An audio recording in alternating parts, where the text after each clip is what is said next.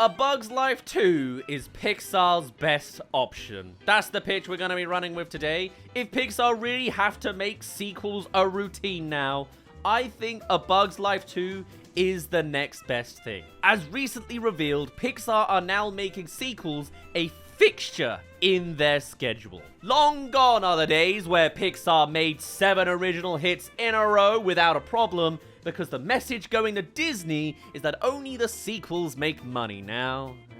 A problem of their own making when they released 3 Pixar originals in a row on Disney+, but we know that travesty well by now. The resultant flops as Pixar movies return to the theaters, combined with their one sequel in Inside Out 2 having massive success, is that sequels are now mandated rather than just made when there's a good idea. So far, we've had 2 in the not that surprising tier, with Toy Story 5 coming next year and Incredibles 3 in 2028, and then the oh dear god, why are they making that tier, with Coco 2 likely coming in 2029. I'd also put Ratatouille 2 in that category as well, but that turned out to just be a rumor. All the while, there's also been murmurings of more Monsters Inc., and we already saw how Cars turned out. And so that has left me questioning, what actually is their best option in this creatively bleak situation? Well, if they have to make a sequel, what should they do? Well, that has led to what I think is, size of the characters notwithstanding,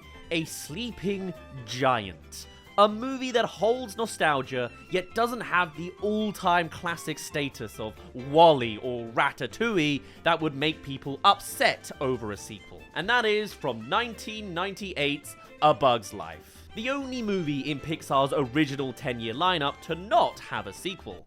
That's bleak as well. Yet I'd argue it has the world and characters that has far more mileage for a sequel than any of the other titles have, let alone the potential for some spectacular animation. We've seen the comparisons between the Toy Story dog and the Toy Story 4 cat.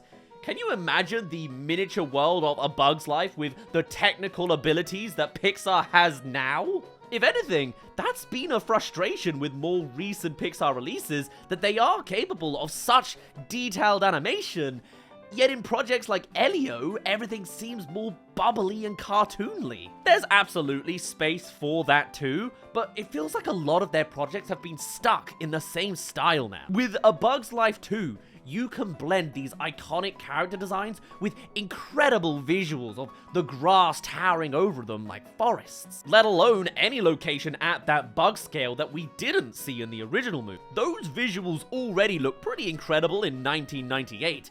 Can you imagine what it would look like if they animated this world now? And in this time where the new craze is the Sony Spider-Verse style, which even Pixar seems to now be dabbling in with Gatto, I think one thing that makes Pixar stand out is a project like this invites striking, cinematic, miniature landscapes, which can look photorealistic, yet with a perspective you still couldn't capture on camera. I think just on a technical level, this movie would have so much going for it. And then there's the stories you can tell within this world. Like other Pixar movies, it absolutely has an open and shut story that gets wrapped up in that movie. Yet I feel like A Bug's Life has a world where another story, even with the same core cast of characters, wouldn't be detrimental to the original. It's not like what we discussed in our Ratatouille 2 video, where a sequel has to expand on the original's resolution, where the same owners of a rat-infested Gusteau manages to open a new restaurant called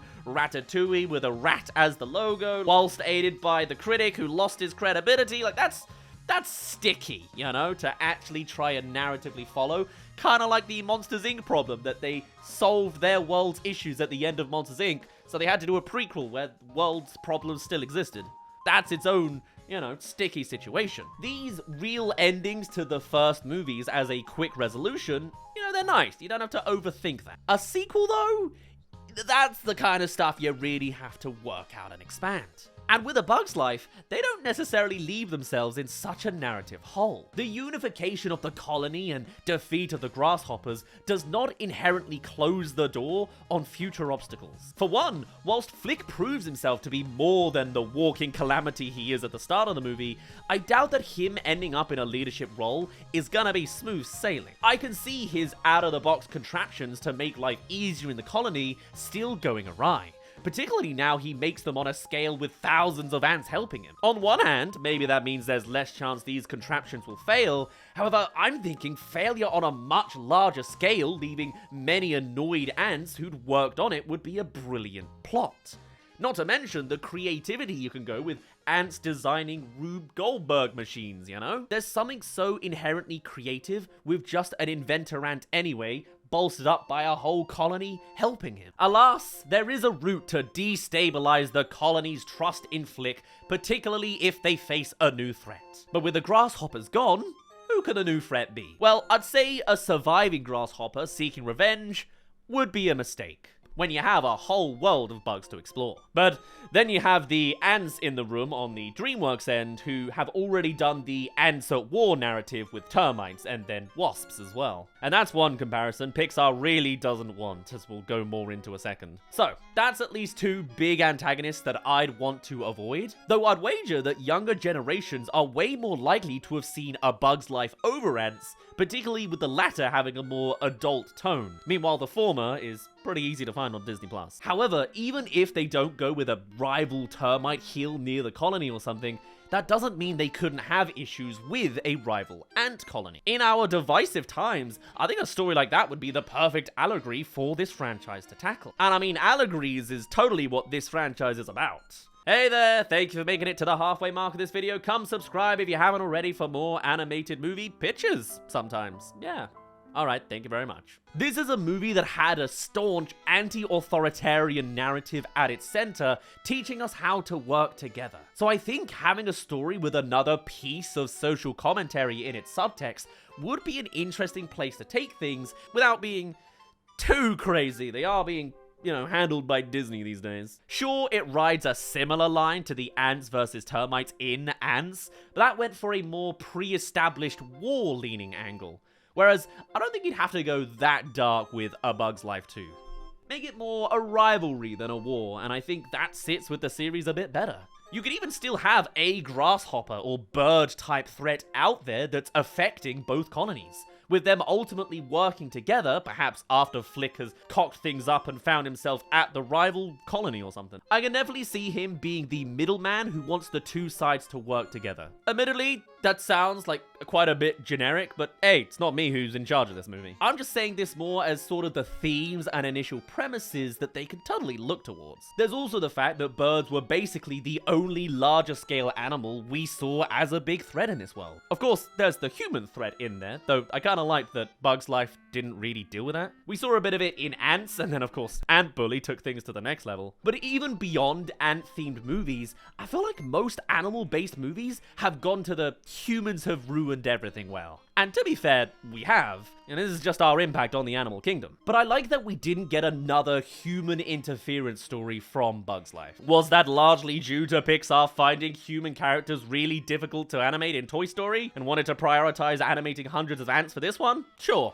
But I think it gave the movie a unique quality of A Bug's World being so much its own thing, to the point that humans don't even touch the sides. You get them using the litter we've left behind, and that's about it. I'm pretty sure the Pixar theory guys even suggested that Bug's Life could fit in with a post-human apocalypse setting because they're so absent. So yes, we don't need humans in there, but maybe other animals as a Godzilla-type antagonist. Why not? Just a little bird was enough in the first one. Imagine if you threw something a bit bigger, like a cat or a badger or, I don't know, an anteater. Particularly if you did have that rival colony narrative, having a new large-scale force threatening both parties would seem to be the way to go. Or maybe that's the final boss of A Bug's Life 3, Final Reckoning, Collision Course. Who's to say? They want those sequels, so maybe save that one. I just think the mileage, both narratively and technically, is there for this movie franchise, if they wish to make it a franchise. And I think audiences would be pleasantly surprised by this project, as opposed to being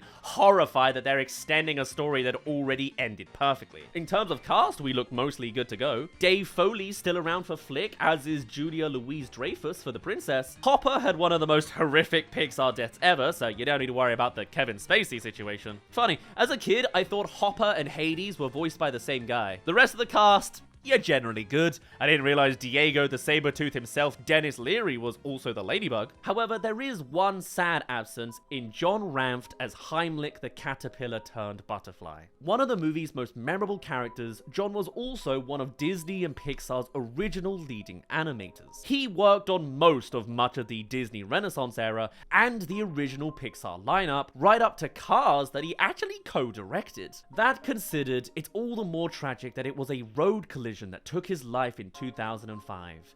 He was 45 years old. He also voiced both the Binoculars and Wheezy in the Toy Story movies, but I think it's fair to say that Heimlich was his most memorable role. And considering that he was so fundamental to Pixar's early years, his role would likely be amongst the hardest for the team.